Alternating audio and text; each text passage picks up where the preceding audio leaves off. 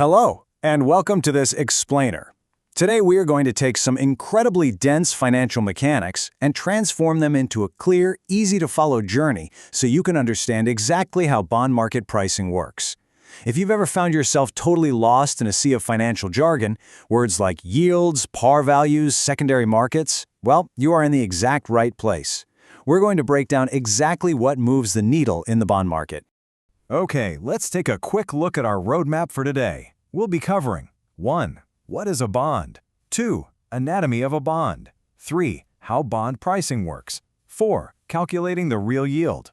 5. Rating the risk. And finally, 6. Who issues these bonds? All right, Section 1. What is a bond?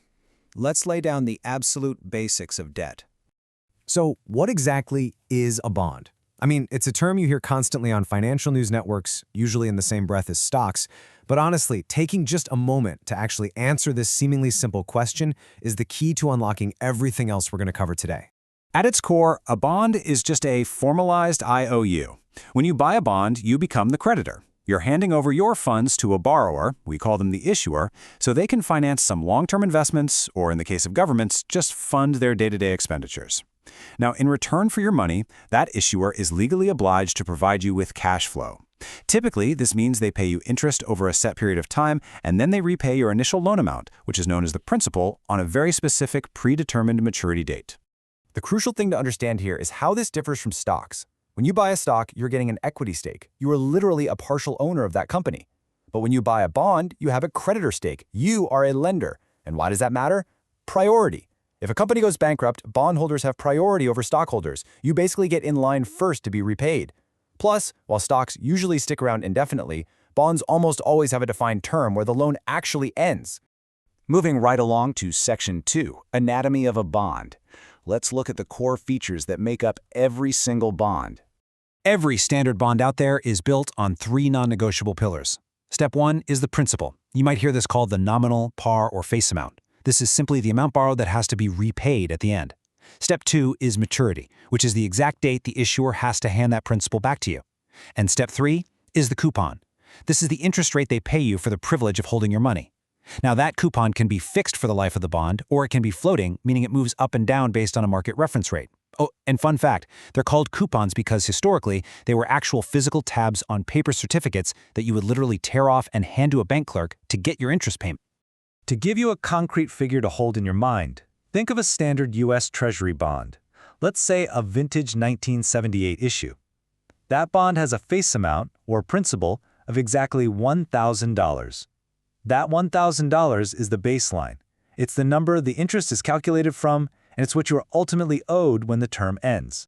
Now, that term to maturity can sit practically anywhere on the timeline. Under a year, that's a short-term bill. 1 to 10 years makes it a medium-term note.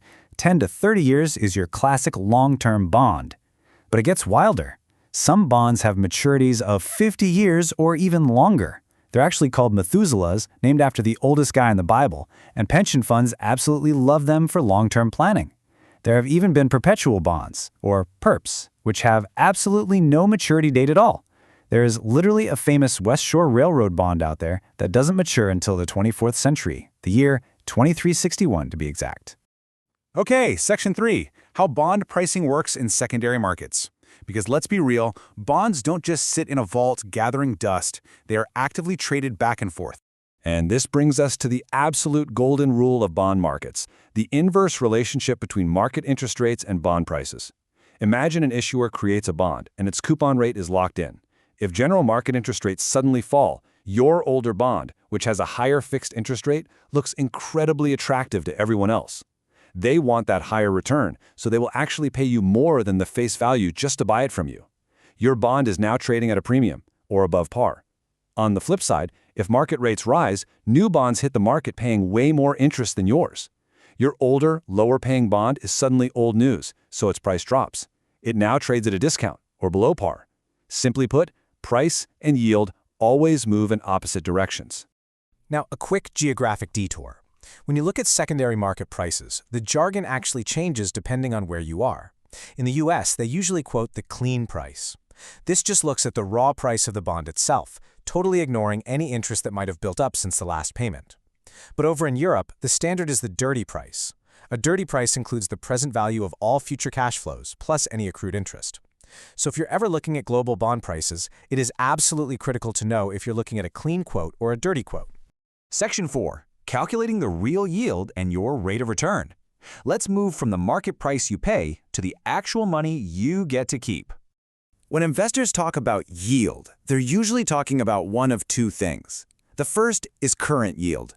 Super simple math. You just divide your annual interest payment by whatever the bond's current market price is. It's a quick, easy snapshot. But the second one, yield to maturity, or YTM, is the heavy hitter. YTM is a complex estimate of your total anticipated rate of return if you buy the bond today and hold it all the way to its maturity date. But here is the massive catch that finance professors will always emphasize. Yield to maturity only works mathematically if you reinvest every single interest payment you receive right back into the market at that exact same YTM rate.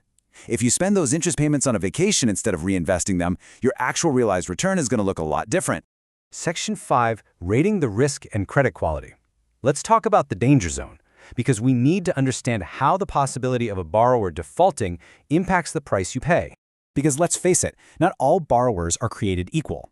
This is where credit quality comes in. Think of credit quality as a measure of trustworthiness. It basically tells investors the statistical probability that the borrower is going to default on their loan. Rating agencies assign these grades. If a bond has a super high credit quality, it's considered safe, meaning investors will accept a lower yield.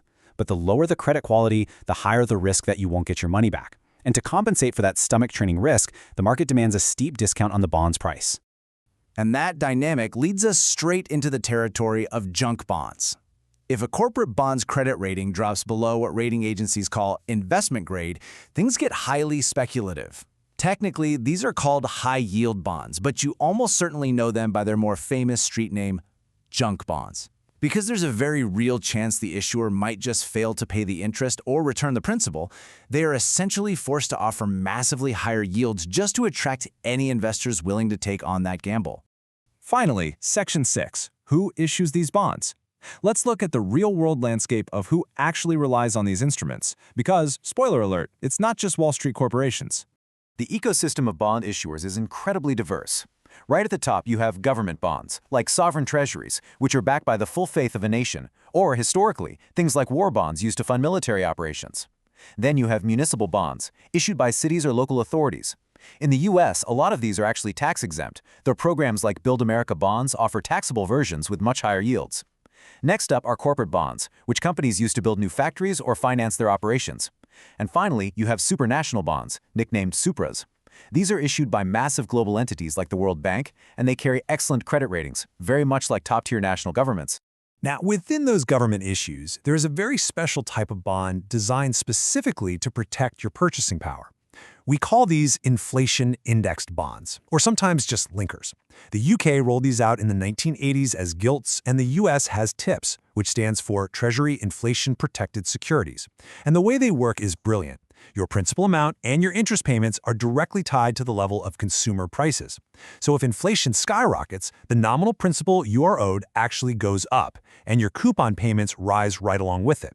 It is literally a built-in shield against inflation eating away at your returns.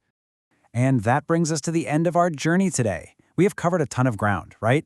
From the basic structure of an IOU to that crucial inverse relationship between market rates and bond prices, all the way to unmasking yields and junk bonds.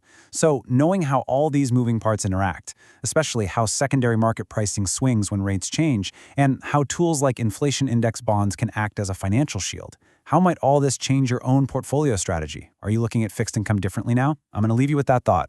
I hope this explainer has completely demystified the mechanics behind the bond market for you. Thanks so much for learning with me today.